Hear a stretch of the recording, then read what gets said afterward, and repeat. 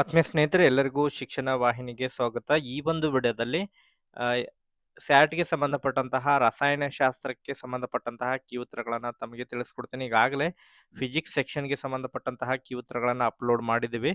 ಈಗ ಈ ಒಂದು ವಿಡಿಯೋದಲ್ಲಿ ತಮಗೆ ರಸಾಯನಶಾಸ್ತ್ರಕ್ಕೆ ಸಂಬಂಧಪಟ್ಟಂತಹ ಕೀ ಉತ್ತರಗಳನ್ನ ತಿಳಿಸ್ತಾ ಹೋಗ್ತೇನೆ. ಮೊದಲನೇದಾಗಿ 13ನೇ ಪ್ರಶ್ನೆಗೆ ಸರಿಯಾದಂತಹ ಉತ್ತರ ಕೆಳಗಿನ ನೀಡಿರುವಂತಹ ನೈಸರ್ಗಿಕ ಸಂಪನ್ಮೂಲಗಳನ್ನು ಗಮನಿಸಿ ಅಂತ ಹೇಳಿ ಕೊಟ್ಟಿದ್ದಾರೆ. ಸೊ ಕಲ್ಲಿದ್ದಲು, ಸೂರ್ಯನ ಬೆಳಕು, ನೈಸರ್ಗಿಕ ಅನಿಲ, ಗಾಳಿ ಇವುಗಳಲ್ಲಿ ಮಾನವನ ಚಟುವಟಿಕೆಗಳಿಂದ ಬರಿದಾಗುವ ಸಾಧ್ಯತೆ ಇಲ್ಲದ ಸಂಪನ್ಮೂಲ ಅಂತ ಹೇಳಿ ಕೇಳಿದರೆ, ಸೊ ಇದಕ್ಕೆ ಸರಿಯಾದಂತಹ ಉತ್ತರ ಅಂತ ಹೇಳಿದ್ರೆ ಆಪ್ಷನ್ ಬಿ ಬರುತ್ತೆ. ಆಪ್ಷನ್ ಬಿ ಇದಕ್ಕೆ ಸರಿಯಾದಂತಹ ಉತ್ತರ ಬರುತ್ತೆ.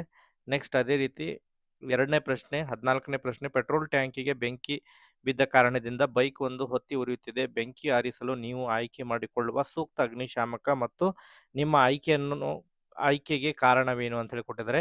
ಸೊ ಇದಕ್ಕೆ ಸರಿಯಾದಂತಹ ಉತ್ತರ 14ನೇ ಪ್ರಶ್ನೆಗೆ ಸರಿಯಾದಂತಹ ಉತ್ತರ ಅಂತ ಹೇಳಿದ್ರೆ ಆಪ್ಷನ್ ಡಿ ಬರುತ್ತೆ. ಕಾರ್ಬನ್ ಡೈಆಕ್ಸೈಡ್ ಇಂಧನ ಮತ್ತು ಆಕ್ಸಿಜನ್ ನಡುವಿನ ಸಂಪರ್ಕವನ್ನು ಕಡಿತಗೊಳಿಸುತ್ತೆ. ಆಪ್ಷನ್ ಡಿ ಇದಕ್ಕೆ ಸರಿಯಾದಂತಹ ಉತ್ತರ ಬರುತ್ತೆ.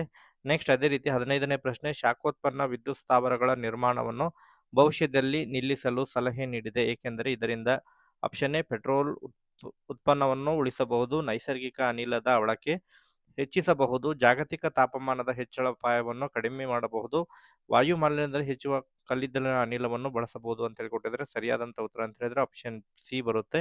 ಜಾಗತಿಕ ತಾಪಮಾನ ಹೆಚ್ಚಳದ ಅಪಾಯವನ್ನು ಕಡಿಮೆ ಮಾಡಬಹುದು. ನೆಕ್ಸ್ಟ್ ಅದಾದ ನಂತರ ಮುಂದಿನ ಪ್ರಶ್ನೆ, ಸೊ 16ನೇ ಪ್ರಶ್ನೆಯಲ್ಲಿ ಮೇಣದ ಬತ್ತಿ ಉಂಟಾಗುವ ಜ್ವಾಲೆ ಇಲ್ಲೇ ವೈಲ್ ಬರ್ನಿಂಗ್ ಬಿಕಾಸ್ ಅಂತ ಹೇಳಿ ಕೇಳಿದರೆ ಆಪ್ಷನ್ ಎ ಕರಗಿದ ಮೇಣವು ಬತ್ತಿಯ ಮೂಲಕ ಏರಿ ಆವಿಯಾಗುತ್ತದೆ ಅಂತ ಹೇಳಿ ಕೊಟ್ಟಿದ್ದಾರೆ. ಉತ್ಪತ್ತಿಯಾದ ಜ್ವಾಲೆ ಗಾಳಿಯ ಸಹಾಯದಿಂದ ಉರಿಯುತ್ತದೆ. ನೆಕ್ಸ್ಟ್ ಆಕ್ಸಿಜನ್ನೊಂದಿಗೆ ಮೇಣ ವರ್ತಿಸಿ ಜ್ವಾಲೆ ಉಂಟು ಮಾಡುತ್ತದೆ. ಮೇಣವು ದಹ್ಯ ವಸ್ತುವಾಗಿದ್ದು ಗಾಳಿಯೊಂದಿಗೆ ವರ್ತಿಸುತ್ತದೆ ಅಂತ ಹೇಳಿ ಕೊಟ್ಟಿದ್ದಾರೆ. ಸೊ ಇಲ್ಲಿ 16ನೇ ಪ್ರಶ್ನೆಗೆ ಸರಿಯಾದಂತಹ ಉತ್ತರ ಅಂತ ಹೇಳಿದ್ರೆ ಆಪ್ಷನ್ ಡಿ ಇದಕ್ಕೆ ಸರಿಯಾದಂತಹ ಉತ್ತರ ಬರುತ್ತೆ.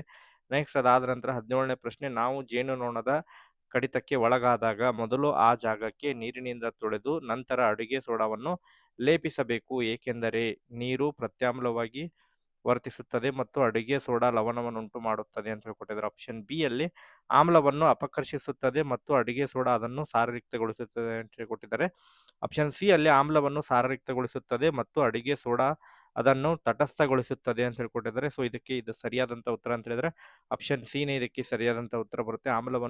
ನೀರು ಆಮ್ಲವನ್ನು ಸಾರಯುಕ್ತಗೊಳಿಸುತ್ತದೆ ಮತ್ತು ಅಡುಗೆ ಸೋಡಾ ಅದನ್ನು ತಟಸ್ಥಗೊಳಿಸುತ್ತೆ, ನ್ಯೂಟ್ರಲೈಸ್ ಮಾಡುತ್ತೆ.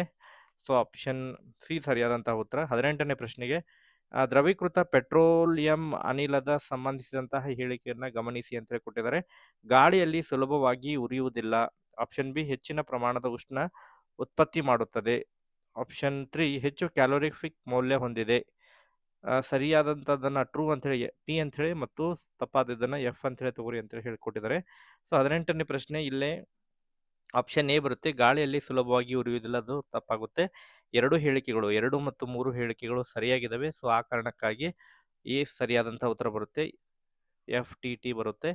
ನೆಕ್ಸ್ಟ್ ಅದಾದ ನಂತರ ಮುಂದಿನ ಪ್ರಶ್ನೆ, ಇಲ್ಲೇ ಕೊಟ್ಟಿರುವಂತಹ ಪ್ರಯೋಗದ ಜೋಡಣೆಯನ್ನು ಗಮನಿಸಿ ಬಿಡುಗಡೆಯಾದ ಅನಿಲವನ್ನು ಪರೀಕ್ಷೆ ಮಾಡುವ ವಿಧಾನವೆಂದರೆ.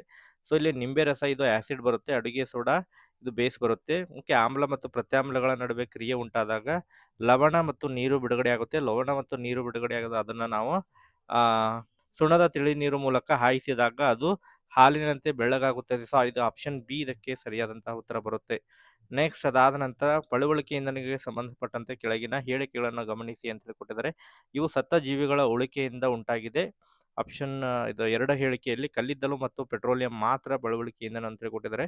3ನೇ ಹೇಳಿಕೆಯಲ್ಲಿ ಇವುಗಳ ಉರಿಯುವಿಕೆ ವಾಯು ಮಾಲಿನ್ಯದ ಪ್ರಮುಖ ಕಾರಣವಾಗಿದೆ ಅಂತ ಹೇಳಿ ಕೊಟ್ಟಿದ್ದಾರೆ. 4ನೇ ಹೇಳಿಕೆಯಲ್ಲಿ ಇವು ಬರಿದಾಗದ ಸಂಪನ್ಮೂಲ ಅಂತ ಹೇಳಿ ಕೊಟ್ಟಿದ್ದಾರೆ. ಸೊ ಸರಿಯಾದ ಹೇಳಿಕೆ ಅಂತ ಹೇಳಿದ್ರೆ ಇದರಲ್ಲಿ ಸರಿಯಾದಂತಹ 20ನೇ ಪ್ರಶ್ನೆಗೆ ಸರಿಯಾದಂತಹ ಉತ್ತರ ಅಂತ ಹೇಳಿದ್ರೆ ಆಪ್ಷನ್ ಡಿ ಬರುತ್ತೆ. ಆಪ್ಷನ್ ಡಿ ಅಂತ ಹೇಳಿದ್ರೆ 2 ಮತ್ತು 3ನೇ ಹೇಳಿಕೆ ಸರಿಯಾಗಿದೆ.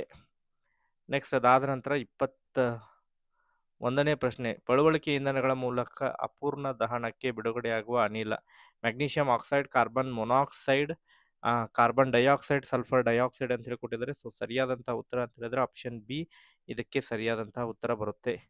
ನೆಕ್ಸ್ಟ್ ಅದೇ ರೀತಿ 22ನೇ ಪ್ರಶ್ನೆ, ಕೆಳಗಿನಗಳಲ್ಲಿ ಪೆಟ್ರೋ ರಾಸಾಯನಿಕ ತಯಾರಿಸಲ್ಪಡುವಂತಹ ವಸ್ತುಗಳ ಗುಂಪು ಅಂತ ಹೇಳಿ ಕೇಳಿದರೆ. ಸೊ ಇದಕ್ಕೆ ಸರಿಯಾದಂತಹ ಉತ್ತರ ಅಂತ ಹೇಳಿದ್ರೆ ಆಪ್ಷನ್ ಬಿ ಬರುತ್ತೆ.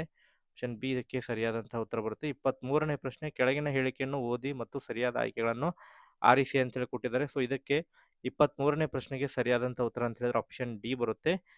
ಇನ್ನುಳಿದಂತಹ ಸೆಕ್ಷನ್ನಿನ ಪ್ರಶ್ನೆಗಳನ್ನು ಕೂಡ ಮುಂದಿನ ಒಂದು ವಿಡಿಯೋದಲ್ಲಿ ತಿಳಿಸ್ಕೊಡ್ತೀನಿ. ಸೊ ಆ ಕಾರಣಕ್ಕಾಗಿ ಪ್ರತಿಯೊಬ್ಬರು ಕೂಡ ಚಾನಲನ್ನು ಸಬ್ಸ್ಕ್ರೈಬ್ ಮಾಡಿ ಇಟ್ಕೊಂಡ್ರೆ ವಿಡಿಯೋನ ಹಾಕಿದ ತಕ್ಷಣ ತಮಗೆ ಅಪ್ಡೇಟ್ ಕೂಡ ಗೊತ್ತಾಗುತ್ತೆ ಸ್ನೇಹಿತರೆ. ಸೊ ಈ ಒಂದು ವಿಡಿಯೋದಲ್ಲಿ ಇಷ್ಟು ಇನ್ಫಾರ್ಮೇಷನ್ ಇರೋದು. Thank you for watching this video.